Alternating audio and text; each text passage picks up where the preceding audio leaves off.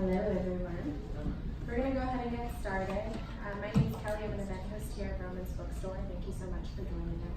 Before we start though, if you could please silence your cell phones, we would greatly appreciate that. Welcome to this month's Local Author Day. This is a series that we do every month where we feature local authors from the surrounding area. Today's authors are Charity Luki, Dan Joyce, and Tim and Dr. Jennifer Conzen.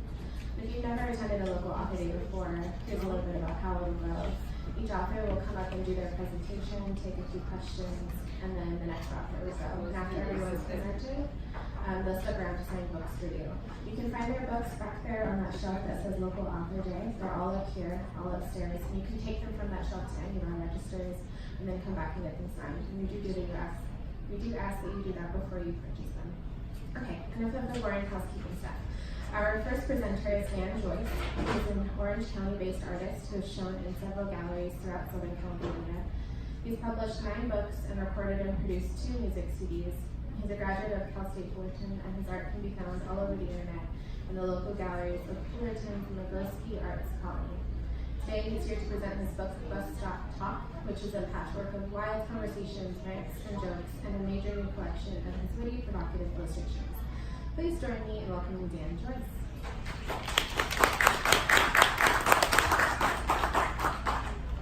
Okay, how many people have something they have to do every day, or almost every day, that they really don't like to do, that they hate to do?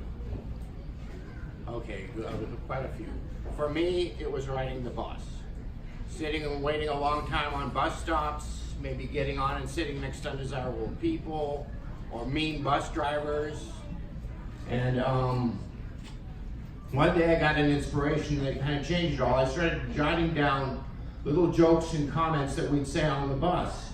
And it started to make a bus a little more of an adventure. I'd write the stories on the bus and on the bus stops, and when I got home, which started with jokes and comments, went on to be thoughts on politics and religion, art in the art world, addiction and recovery, mental health awareness, even thoughts on life and death itself. I took the little notes home and I sent them to my editor, and I illustrated them with an iPad. The result was a 706-page book, Jotting My Adventure, that took me about a year to write. This is Bus Stop Talk.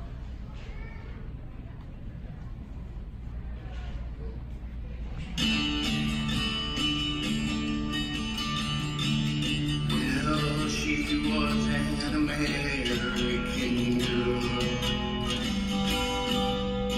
raised on promises. She couldn't help thinking there was a little more to life somewhere else. After all, it was a great big world, lots of places to run to. And if she had to die trying, she had one little promise that she was gonna keep. Oh yeah. Alright, take it easy, baby. Make it last all night. She was an American girl. Well, it was kinda cold at night. She stood alone on a balcony.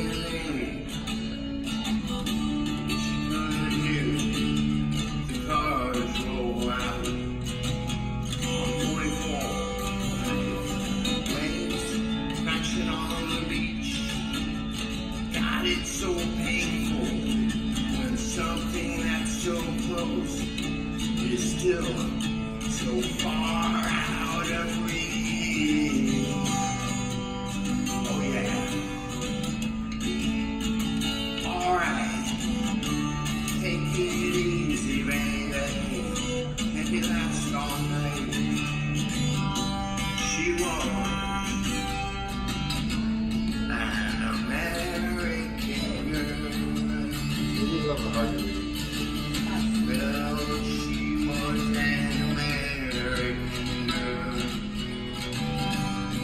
based on promises. She couldn't help thinking that there was a little more to life somewhere else. After all, it was a great big world. Lots of places to run to. And if she hadn't had time, she had one little promise that she was gonna keep. Oh yeah, alright, easy baby, make it last all night. She was an American. Okay, so now I've got some simple pages I'll share with you, and then we'll have a question and answer. You don't have to say this. You're very pretty. I don't believe you. You say that to everyone. Why would I lie about that? You think I'd go around telling ugly women they're beautiful? They might kiss me. New Year's resolution for 2017. Don't kill anyone.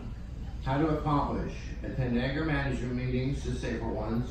Cooperate with the law and current terms of probation. I'm sure murder would constitute a violation of some kind.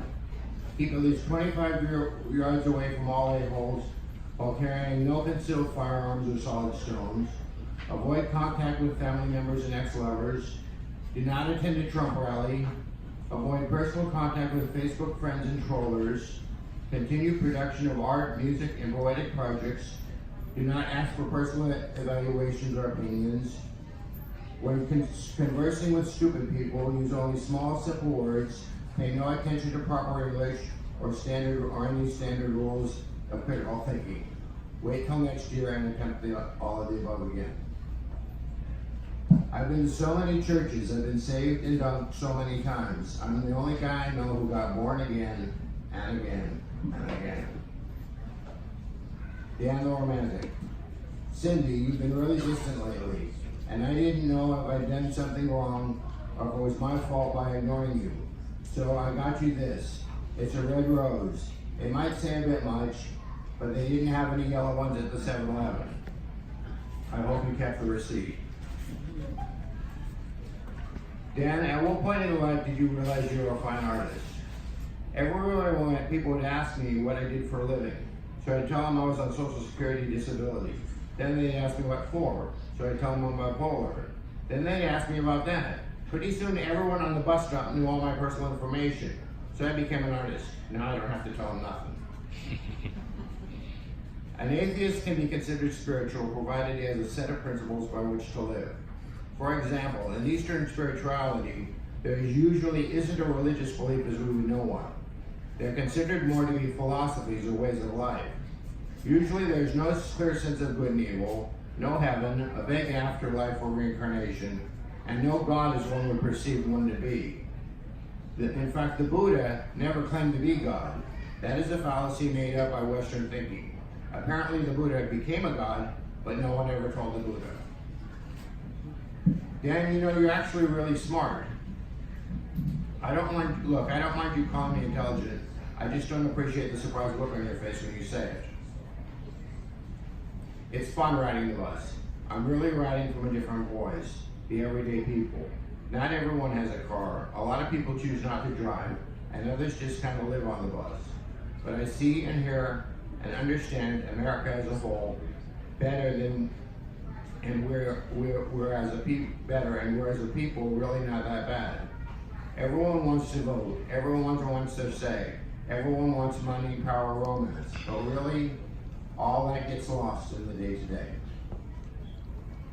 I hate riding the bus, especially waiting so long on bus stops. I could probably buy a car soon, but I don't want to because all I know about cars is how to crash them. They all end up in the junkyard, even the ones I like. One time I had a car I didn't like, so I drove it to straight to the junkyard and crashed it. Saved me some time. Okay, puppy. Guess who's not sharing their cookies with you, I'll give you a hint. He's the other person in the room and the one with the cookies. When I regained my sobriety, I had lost hundreds of good friendships and had to leave a few. I had left because of their continued use of drugs and alcohol, including a woman I cared for very much. An old sponsor once told me, there is only one guarantee in any relationship. It will end, whether by breakups, divorce, or death. Some may still hold hopes for a reunion in the afterlife. On his deathbed, Joe DiMaggio proclaimed such a love. I'll finally be back with Marilyn Monroe. It may be a fact that true love never ends, but it shouldn't have to kill you.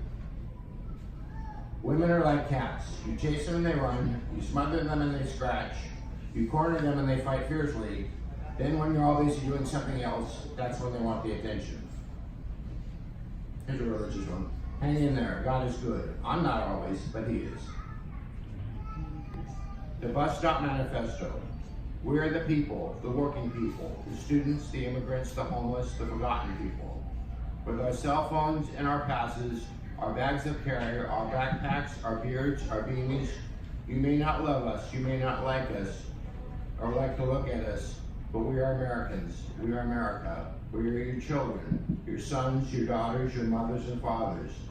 We are the artists, the creators, and the homemakers of this poverty trap. We are the poets and the political voices. We are the downtrodden and anonymous. Our care and our conversation is your culture. We are the cause, the protest, and the protesters. We are the supporters of what we believe, what we are told, and which we want to tell you. For down to the marrow of our bones, we all believe passion, strength, drive, and vision. We are the builders of today and tomorrow. You may see us, you may know us, you may help us, you may touch us, but through the funding of the county transit, as we ride the bus, we are important. We shall survive. And so that's basically what it is. It's a little adventure I just made to make the bus riding fun. I made a book out of it. Are there any questions? I left a lot of time for questions. Yeah? Oh. You wrote this over a year? It took, the first draft took a few months because I was just jotting down things on the bus. You saw there was a lot of room for illustrations.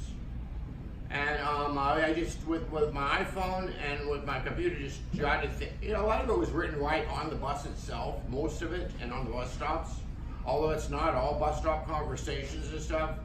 So the first draft took about 60 to 90 days. And then from there, I edited it. I sent it to my editor, which took a month or so, and I spent the rest of the time illustrating it all. And I just used an iPad, and I used Creative Cloud, sent it to Photoshop, and made a whole book.